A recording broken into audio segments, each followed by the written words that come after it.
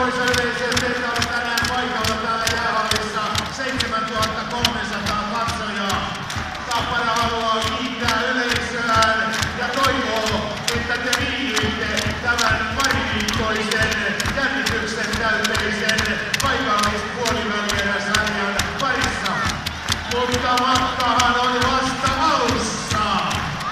Tämän kauden välieräsarjahan alkaa ensi viikon tiistaina 4. päivä huhtikuuta. Ja Tapparahan aloittaa välieräsarjan runkosarjan voittajana kotiottelulla.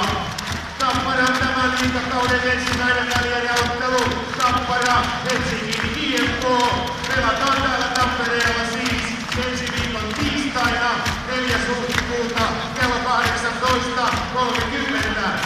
Ja kahteen ensimmäiseen välierien kotiotteluun lipun myynti alkaa ensi viikon maanantaina kello 12 Ticketmasterin toimipisteissä ja netissä.